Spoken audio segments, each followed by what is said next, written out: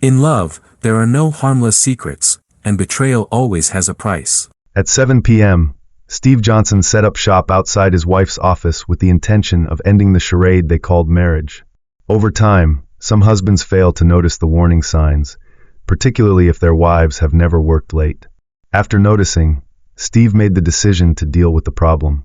He estimated that this had been going on for 2 months, identifying the exact moment he saw his wife, Angela, walking to work in red high-heeled shoes. Angela hated heels and only wore them to special events like weddings, especially in the bedroom, where she wore them with thong underwear, white stockings, a cute lace bra, and red heels. Steve thought they had a great love life and loved the white thigh-high stockings. But Steve asked about the change because Angela never wore high heels to work. When he inquired as to what was going on, she replied that she wanted to appear professional for a meeting with her boss. Angela stopped for a moment and kept walking without looking back. Steve said nothing, thinking about her decision and whether it was professional but still taciturn. Over time, the revelation became clear. It started out as an hour here and there, but eventually it increased to 2 or 3 hours every day.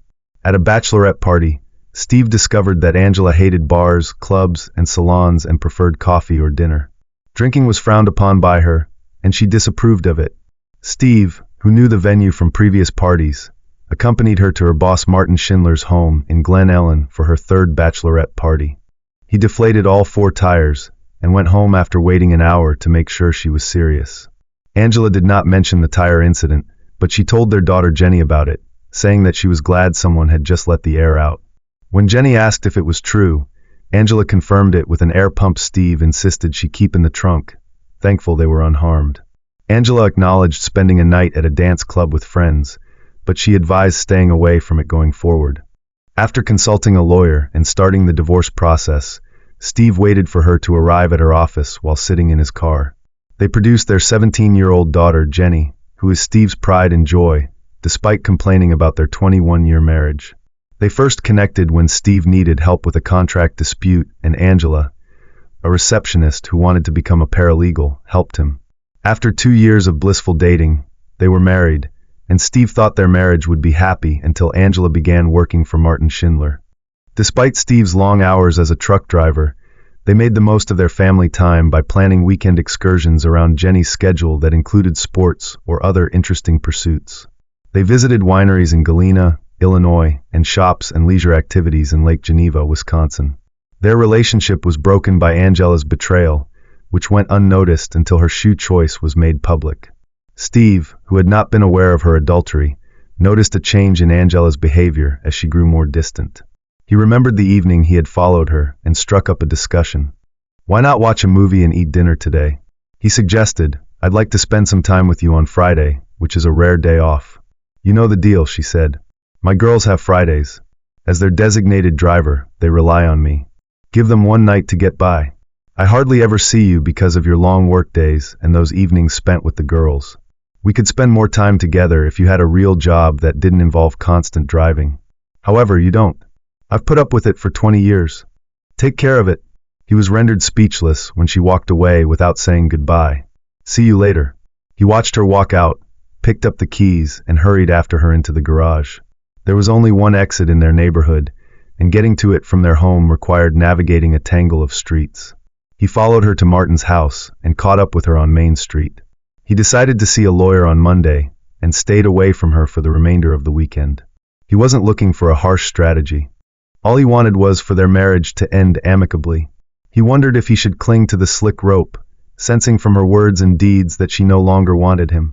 He thought she could have her boss without him having to fight for it. That Monday, he expressed this sentiment to his daughter, telling her that he thought she was cheating on him and that she was involved with her boss. His daughter, who called him Pumpkin, accepted the information, saying that although she might not have noticed a change in the past few months, he had. "No, Daddy, I don't think so. I went to his house after her. It's untrue what she said about going out with friends. Her tires were damaged at the club, so she headed straight to her boss's house. No, I did it, honey. I discovered she wasn't going to the club, just outside her boyfriend's house. Dad, it's hard to believe." "Me too, but it's true." His daughter sat next to him in the car, waiting for the fireworks that would undoubtedly break out. "Are you certain, Dad?" "Not a chance," Jenny inquired. "No, Pumpkin, that's it. She destroyed my heart and betrayed my trust. Such betrayal is intolerable. There is no excuse for a protracted affair, even if she had a reason. What if it was only the one time she got drunk? Perhaps things would have been different if she had been abused. No, this is the route she took. She violated my confidence. When it comes to someone you can't trust or love, trust is essential. Someone who betrayed me in that way is someone I could never love. Our marriage broke down. Jenny caught a glimpse of two men coming toward the car through the window. What a fool, said Angela Johnson, observing Martin through the window of their legal office. She was glad the windows in the office were tinted gold. It's unbelievable. He intended to hit me with a slap. Love wasn't present. It was completely animalistic. He groomed Angela to succeed his wife, who recently completed the divorce of their 19-year marriage over the course of 6 months. His ex-wife's complaints, weight gain, and lack of desire had become unbearable to him. When his twins went off to college, he finally broke free from his embarrassment at being spotted with her. His wife was the same age as Angela, but she was more refined. She exuded incredible beauty and had the toned body of a 30-year-old. Martin, who envisioned her as a model boss's wife, had already improved her wardrobe. Steve was startled by a knock at the window. "You're Stephen Johnson?" "Yes, you have been served," he said, rolling down the window. "Please carefully read the documents. You are required by a restraining order to keep 100 meters away from Jennifer Johnson, Angela Johnson, and your family members." "What is Jenny's injunction?" Jenny read the divorce headline and snatched up the envelope. She gave him the restraining order she had found. "What the devil?" he yelled. "Oh my God, no!" Jenny groaned. "I swear, Daddy, I had no idea." "What are you talking about?" She gave him the remaining documents. The documents listed a number of accusations: child abuse, spousal violence, and minor annoyance. "Why, Jenny, I promise I had nothing to do with this, Dad. This is a mistake or a lie." "But wait, how did she know I would be here at this precise moment?" "That's because I told her." His heart was broken by his daughter's admission. "I confronted her after you told me she was unfaithful to you. She told me that the only reason she did it was because she had a report from an investigator that said you had cheated on her." "You're not serious, are you? Did you see the report?" "No." "You trusted her and not me? Have you allowed her to set me up?" "Why, baby? You have my undying love. Why did you treat me like this?" "I asked you to keep quiet. I promise you, Dad, I was unaware of the restraining order. This misuse is absurd." He cried softly, ignoring her. "I swear I didn't say anything like that to anyone. Please." A moment later, he said, "Jenny, you have to go now." He muttered, "I can't and don't want to be within 100 yards of you anymore." "Dad, no," she yelled. "Leave or I risk being arrested." Furthermore, he read, "Oh my God, they also froze all my accounts." He added, "The sheriff is still here watching me." Whoa. Now what should I do? To you both, congratulations. I was ruined by you. With all these false allegations, I can't even afford to take on her incredibly strong legal team. I'm going to fight in court forever. Oh God, no. She said, "I'll fix everything, Daddy," as she exited the vehicle and made her way to the office complex. With a satisfied sigh, Martin and Angela wrapped up their activities. "Darling, it was fantastic," she remarked. As Angela smoothed out her dress and Martin fastened his belt, Jenny rushed into the office and yelled, "You're a witch. I just wish I had binoculars so I could see his face." Abuse of children and annoyance. "What's wrong with you?" Jenny let out a scream. Angela remarked, "I should have had the advantage. I ought to have hit first. He will now be unable to access our money or enter the house for a while. I've got the advantage over him now. I wasn't insulted by him. I'm not positive about this." "You two have a close relationship," Angela said, grinning. "He didn't cheat, did he?" Jenny asked her as she walked up to her. "Obviously not." "Who requires it?" She laughed as she said that. Jenny yelled, "You're a monster," and gave her mother a forceful punch to the face. Angela fell to the floor in agony and shock. "Nice shot, girl," Martin said with a laugh. Jenny froze, then turned to look around. She noticed a soiled desk, shelves, and bookcases. With a disgusted grimace, she glanced at Martin before clearing the table. "You'd better never cross paths with me again, idiot," Jenny said calmly after giving him a quick glance. She walked away after saying, "I can and will hurt you." "Wait, Jenny." "Damn it," Angela let out a scream. "That little brat will pay for this," Martin said.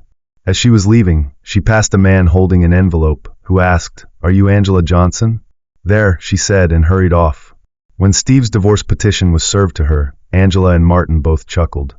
Jenny tried desperately to call her father, but he was afraid he couldn't talk to her, so he cried every time he saw her call and didn't answer. He feared that if Angela found out, she would call the police to pursue him for breaking the restraining order. Only his brother and parents thought he was innocent, and Angela had already turned him off from all of their friends. Just in case it was true, his sister-in-law kept him away from his niece and nephew. Before Jenny forced her to tell the truth, this nearly destroyed her brother's marriage to George. What he had done to deserve Angela's wrath and his daughter's betrayal was beyond his comprehension. She told her mother that he knew about her affair and the upcoming service, even though she was unaware of the misuse charge. Knowing that he would be served, she remained silent despite making a false claim that she intended to support him during Angela's service. Jenny asked for help for her father. It was impossible to approach the lawyer because, as she discovered when she found her mother's divorce papers, he worked in her mother's office. Seeking assistance, she contacted Grandpa George. "Young lady, what do you need?" Her grandfather asked. "We need to help Dad. I don't know who to turn to." "It's unbelievable what you did to your father, Jenny." "What were you thinking, helping your mother?" "It's all a lie, grandfather. I took no action. It's all my mom and her lawyer guy." "Watch what you say, girl." "I apologize, Grandpa. I promise I didn't hold him responsible for anything. I didn't realize that confronting her would cause that explosion." "All right, I'll see what I can do." "Is grandfather present? Can I speak with him?" "He is unable to communicate until this order is revoked. He sobs during every call out of concern that your mother will learn and call the police." Jenny sobbed as she said, "Grandpa, tell him I love him and miss him. I'll convey the message if I see him." His lawyer set a court date for the hearing, but nothing can be done until then. Jenny hung up and sobbed for several minutes. After gathering herself, she went into her mother's room and threw her new clothes and underwear down the stairs. She went outside with a pile of clothes and tossed them in the front yard. There were still tags on a few clothes. She said, "Screw you, Mom," and went to the barn to get lighter fluid. She lit them with matches and poured it on her clothes. Jenny sat in a lawn chair roasting marshmallows over the flaming clothes, knowing her mother would be back soon. When Angela saw Jenny, she screamed and demanded an explanation as she pulled into the driveway. "No, Mom, I'm completely insane. For the days that Dad is unable to communicate with me, I have chosen to make you pay. If you don't take back this misuse allegation, more of your belongings will be destroyed. I'll report your abuse and let everyone know that your boyfriend asked me to reveal my underwear if you touch me. Don't worry, Mom, until I speak with him, everything will be a complete mess." "Damn it," Angela cried out as she walked inside the house. She called Steve, but as was to be expected, he didn't answer and erased the message. A neighbor reported a fire, and shortly after, a police car and fire truck arrived. Jenny was approached by a police officer and a firefighter. "Young lady, what's going on?" the officer asked. Jenny clarified, "My mom wanted to get rid of the clothes she had outgrown and told me to burn them at the stake. It seems that a fire cannot be started in the front yard. Is your mom at home?" he inquired. "Yes, sir. If you want, I can put it out with a hose," a firefighter said. "Did you simply set the clothes on fire, or did you use anything to light it?" "A whole can of lighter fluid," she acknowledged with pride. "Although we lack water, we do have some sand." "I'll go get it," the firefighter said. The policeman rang the doorbell while he dealt with the fire. When Angela realized it was the police, she was ready to confront her daughter. "We'll deal with the fire." Before he could say anything, Angela said, "Officer, it's not a big deal." "Ma'am, did you know that having an uncontrolled fire in your yard is against city ordinance?" "No, I didn't," she shot back, her teeth clenched. "This is your fine. Simply make the payment. There is no need to appear in court. Think about giving unwanted clothing to Goodwill the next time, ma'am. They could be used by less fortunate people." She shut the door. The following Monday, Angela's attorney appeared at a hearing for a restraining order, but he declined to renew it because he knew it had been obtained fraudulently. By buying time and damaging Steve's reputation, it accomplished its goal. Angela was charged with perjury by Steve's attorney. The judge rejected the perjury claim because there was insufficient proof of false pretenses. Steve found little solace in the fact that the restraining order had been lifted. Incredibly depressed as a result of his daughter's treachery, his spousal betrayal, frozen assets, and false accusations, he battled alcohol, took time off work, and lived in misery as he struggled to make ends meet. Steve came to his house in the afternoon when Jenny and Angela weren't there. The garage door opened even after the locks were changed. He discovered that Angela had left the wedding album and family photos when he discovered his possessions in boxes and trash bags. Despite the tension brought on by his issues, he continued to communicate with his family. He felt he didn't need a psychiatrist to validate his miserable life, so he refused to see one even though his parents urged him to. Steve was fired as a result of a ruthless campaign by Angela's legal team, which told his employer about the restraining order and the claims of misuse. If he had been in a better mood, he could have argued against the moral clause in his contract, which was intended to deal with such circumstances, but he felt helpless to do anything about it at the time. All that was known about Steve's home was that he spoke to his family only over the phone. The only time he was seen was when he had to appear in court for his divorce, where he only spoke to the judge and his attorney. Jenny tried to talk to him in those situations, and every time he walked by without saying anything, she saw him as the walking dead. Long before Martin had an impact on her, Angela was bitter towards Steve and delighted in the events that were taking place. Over the course of her deceptive actions, her feelings turned into almost hatred. The divorce was finalized after protracted court battles. With the help of his attorney, Steve was able to sell the house and keep his truck, as well as reclaim his portion of the assets. Even though he had no accusations, his job search in town was hampered by unfounded rumors about child abuse. Steve decided to move to Chicago in order to start over and found work as a truck driver. When Jenny arrived, he loaded his things into the pickup and said goodbye to his parents. She ran up to embrace him and said, "Dad, I'm so sorry. None of this should have happened." He sobbed without returning the embrace. "The dominoes fell because you chose your mother without any proof. To surprise her, I had to file first. You see why now?" "Daddy, I had no idea. I'm sorry, but once you're accused of something like that, this false accusation of child aggravation just won't go away. I'm leaving now. Someday your mother and her lover will pay for this. Goodbye, Jennifer.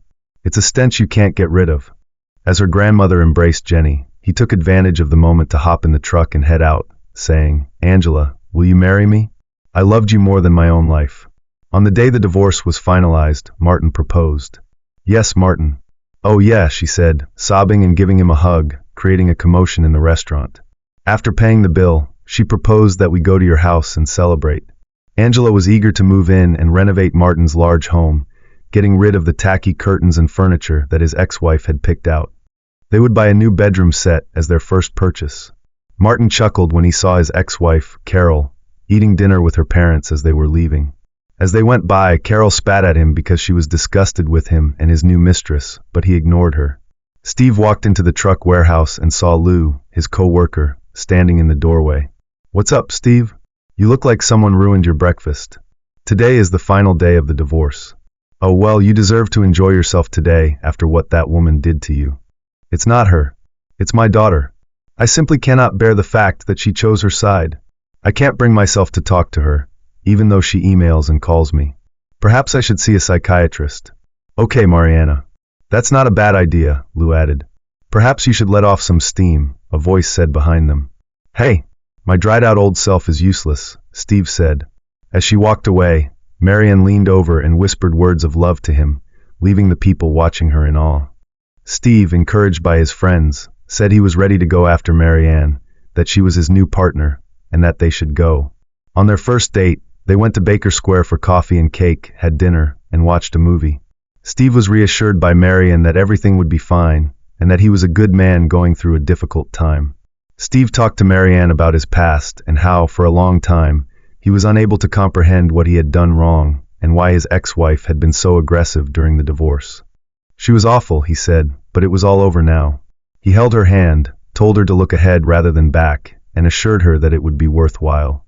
Squeezing her hand, he smiled and said they should leave, but Marianne drew him in for a kiss as they left. Then she asked if he would like to see her bedroom. Steve said he wished he could, with regret. Unfazed, Marianne took his hand and ushered him into her bedroom.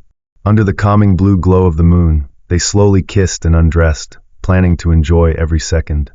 Eventually, Steve knelt on the floor, and Marianne lay on the bed. Speaking from his point of view, he said that her loss was his gain, and he planned to exploit it. He gave her a kiss and said he was always available. About a week later, a man in black walked up to the back door of a fancy home in town. When he discovered it unlocked, he grinned, expecting to break in. He found the room he was looking for by moving stealthily through the house. Thanks to a Facebook picture of his target seated at his desk, the room was fully furnished. It was the haughty man's screensaver.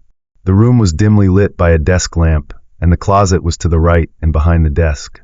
He had a good view of the room, even with the closet door closed. He waited, opening the door behind the counter. The target's approach to the closet and subsequent sitting down was the only cause for concern. He was certain that the job would be completed with a flawless alibi guaranteeing his safety, even though it might make things more difficult. With his back to the cabinet, Martin Schindler walked into his home office and looked at the computer monitor that was angled on his desk. Carefully opening the closet door, the unexpected visitor slipped out. When Martin heard the sound, he looked up to see a weapon pressed against his head and then the trigger being pulled.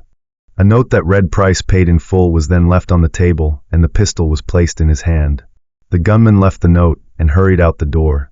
When she got home from shopping, Angela went into Martin's office to show off the new bedding she had bought.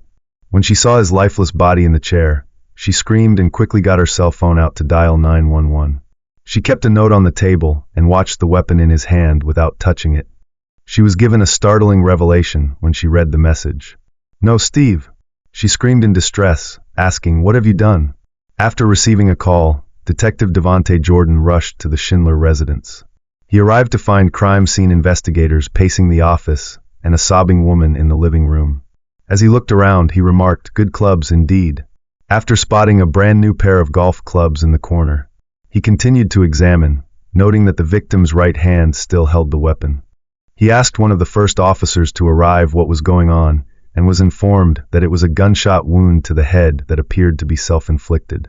The victim was homeowner and lawyer Martin Schindler, whose bride, Angela Johnson, discovered the body and dialed 911. There was a single sentence in an unsigned typed note on a computer. Detective Jordan scowled, asked Angela what the note meant, and handed her a plastic bag containing it. It wasn't self-destruction, Angela explained. Steve, her ex-husband, got rid of him.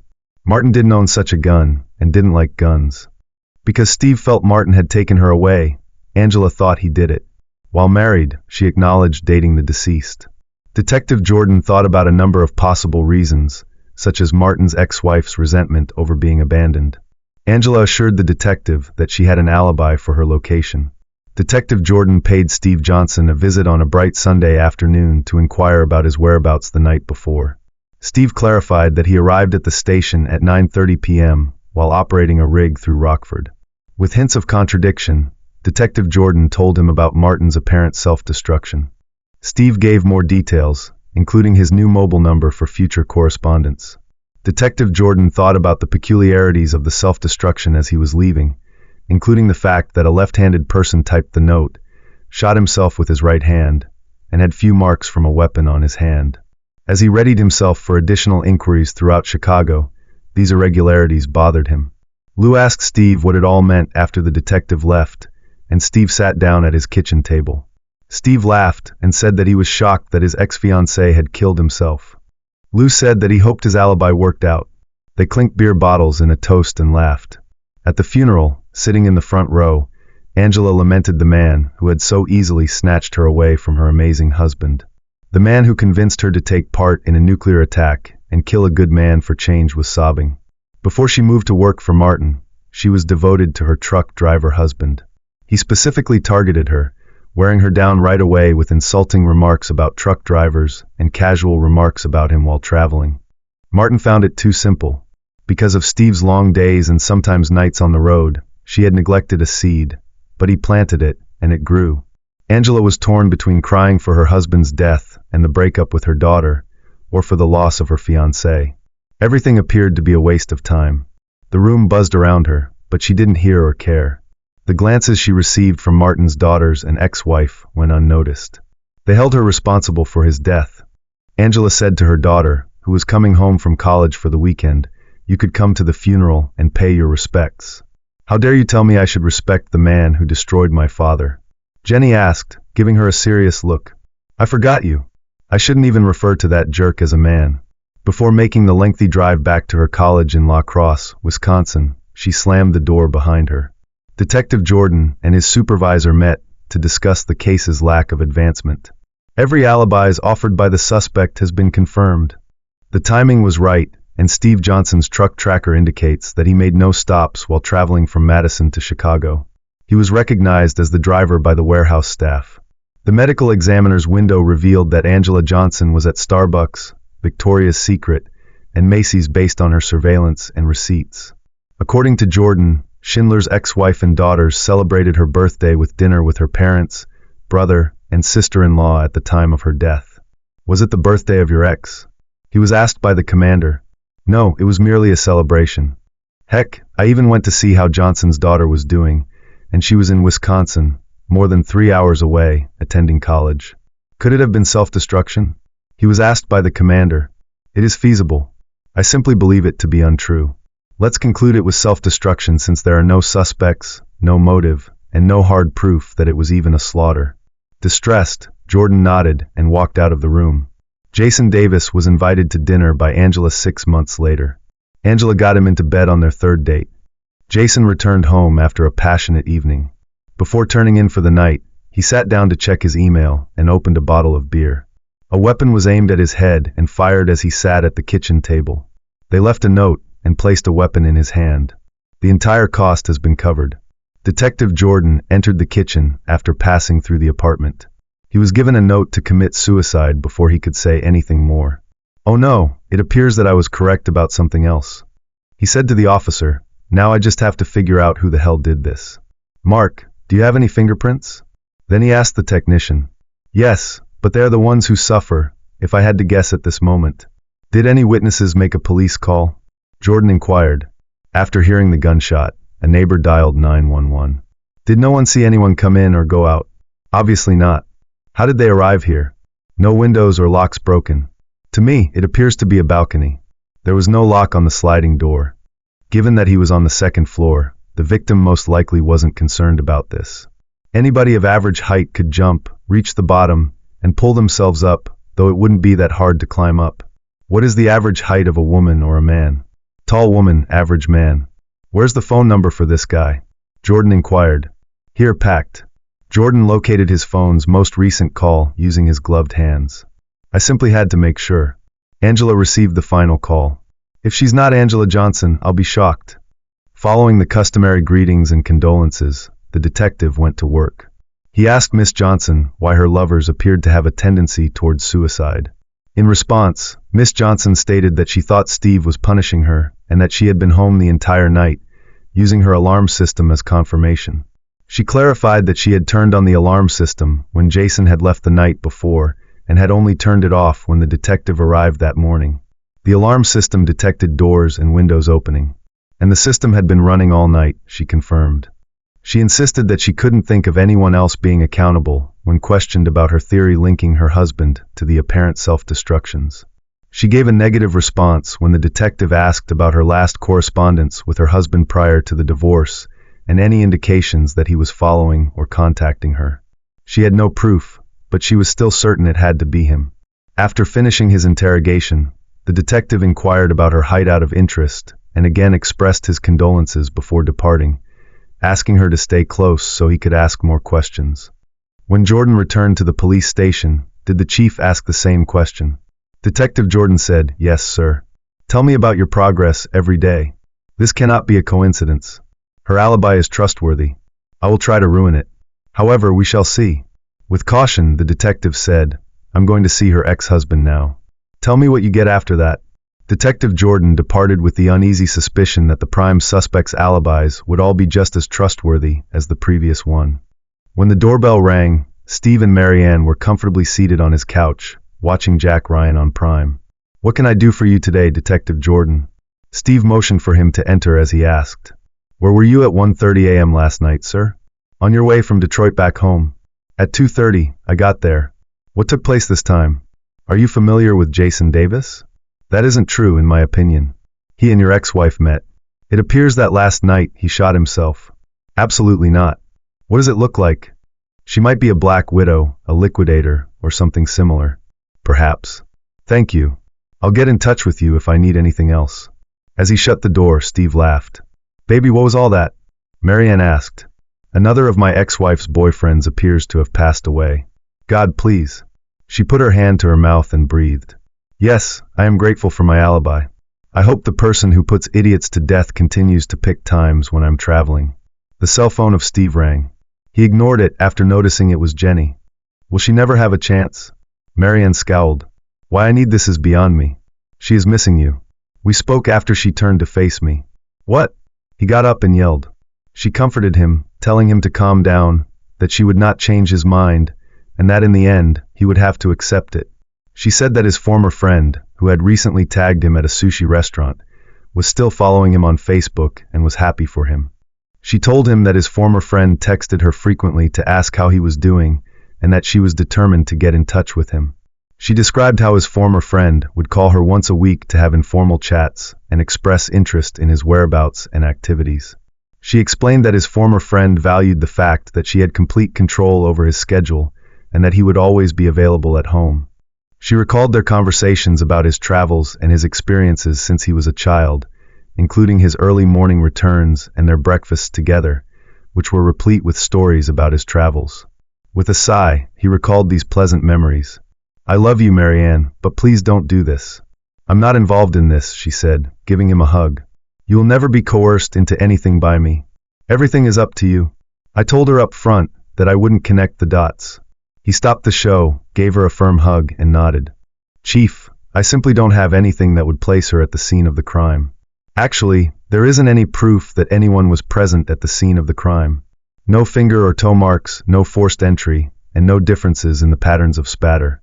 I would have closed them both as self-destruction if they hadn't been identical notes. When Jordan told his boss about the ex's alibi, the commander asked if it was firmly established. Jordan compared it to a nuclear power plant. Afterwards, they talked about Schindler's ex-wife's location, pointing out that she was captured on camera at a club with her new partner while her kids were in school. Following instances of self-destruction, Angela changed her dating style 2 years later and made the decision to never again date men. She nevertheless kept having casual encounters, but changed her mind after getting an STD. She started dating Lance Forrest because she wanted to get married. Their relationship was made public after a month, although some thought her strategy was reckless. Regretfully, Lance was shot and killed while at home watching a baseball game. The same note was found in his hand, along with the weapon. Detective Stan Anson of Schaumburg answered his cell phone and greeted him.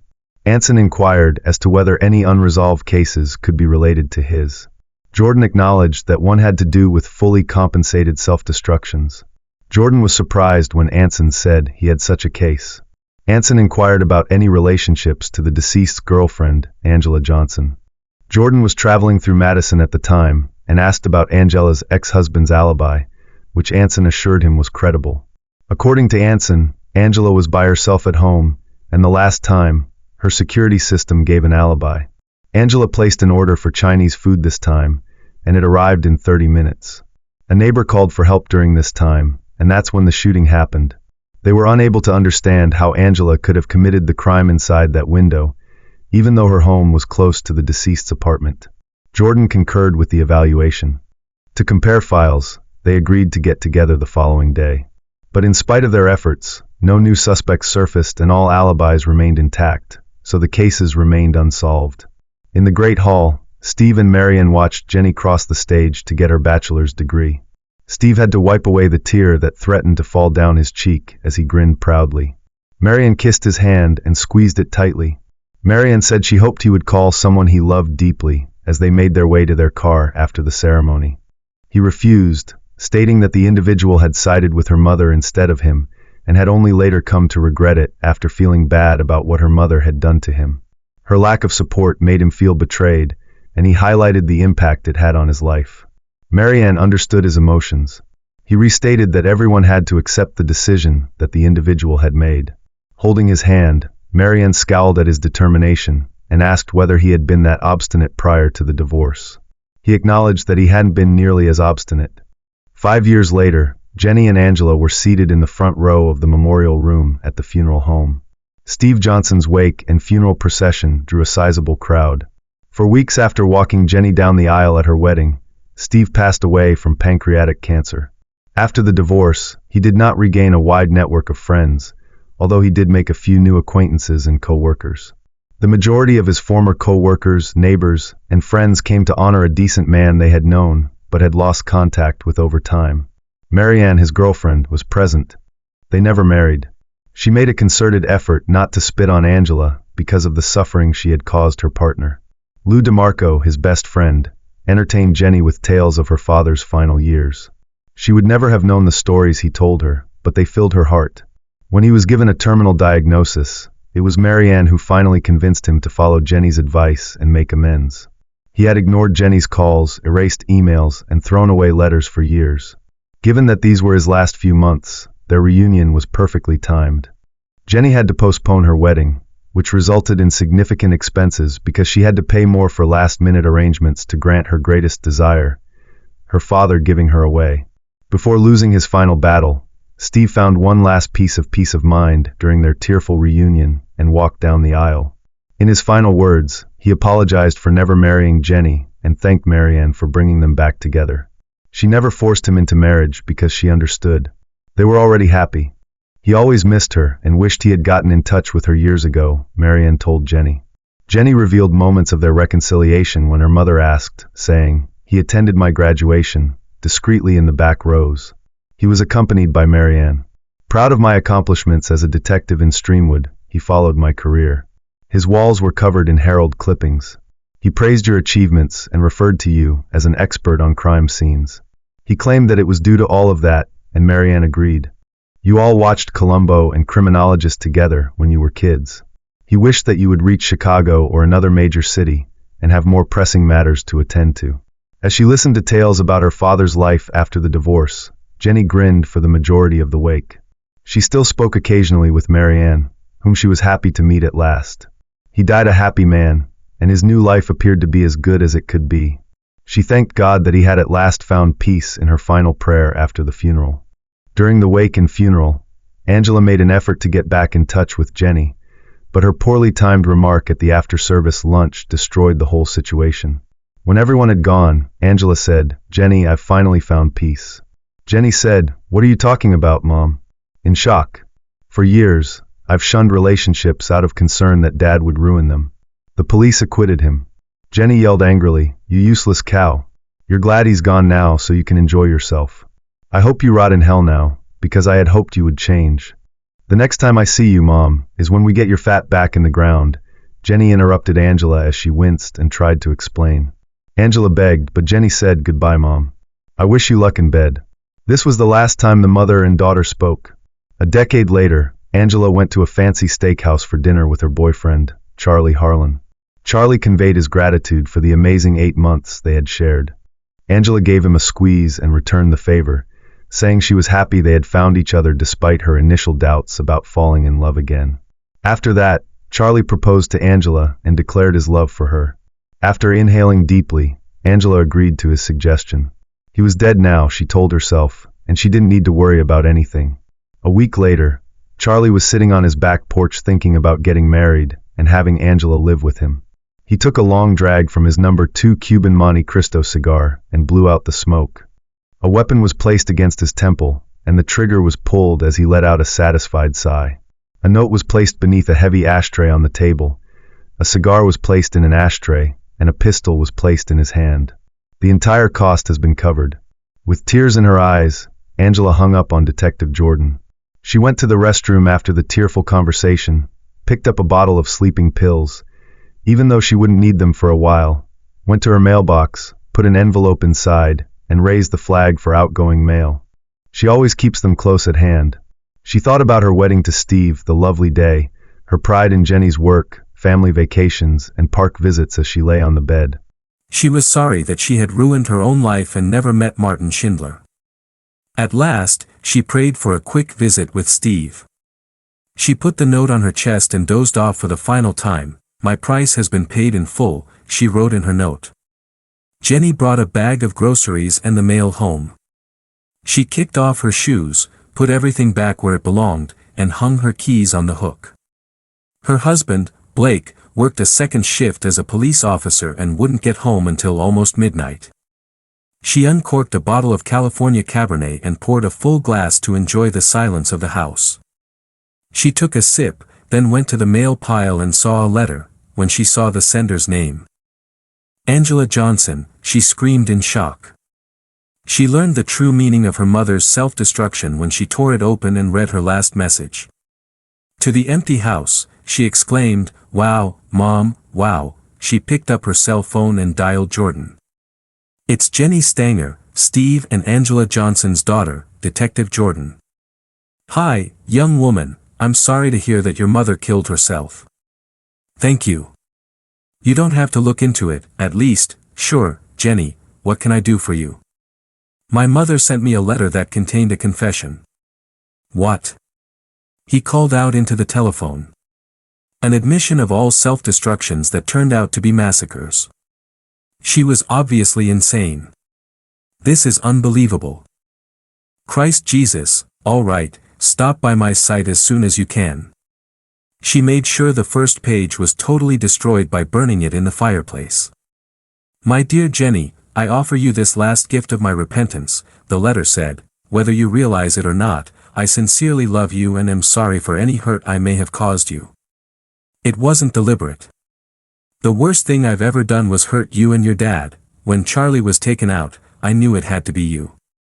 I'm sorry you had to punish me, and I accept my punishment. I hope the hurt of my betrayal is gone from you now. Give page 2 to the police and destroy this page. My complete confession is on page 2. I accept accountability for everything. I am solely to blame. I pray for your forgiveness and peace, but I can never bring back the years you lost. Kindly tell my future grandchildren about happy times rather than how I destroyed our lives. I hope you and Blake have a long and happy marriage. When someone tries to entice you, don't give in to temptation. Mother, you have my undying love. P.S. Please ask for help and get the assistance you need immediately. The burden of expense was borne by the worn note. Jenny, I'll have killed myself by the time I get this. The guilt is too much for me to handle anymore. These men were my lovers, and I killed them. For stealing me from your father, they had to pay a price. I had always been his. Maybe I can see him again now. Please pardon me, Lord, I will always love you. I regret that our lives were ruined before Martin. We used to have the perfect family. Mother Jenny went over to Detective Jordan's desk, greeted him, and took the chair he provided. Detective Jordan apologized to Jenny for suspecting her as he read the letter. Jenny concurred, expressing shock at her mother's behavior and speculating that she may have gone insane years prior. She found it difficult to understand her mother's motivation for dating men in order to harm them. Given the lack of strong evidence and the inability to confirm her whereabouts at the crime scenes, Jenny observed that it made some sense that her mother was responsible for some slaughters. She added that although neither of their alibis could be proven, she had always suspected it might have been her father or Schindler's ex-wife. Jenny said she was glad it was all over. The killings, the suffering of her mother and herself, and say goodbye to Detective Jordan. Jenny shook her head and grinned broadly as she left the police station. Thank you, Mom, she said, pausing, opening the car door, and looking up at the sky.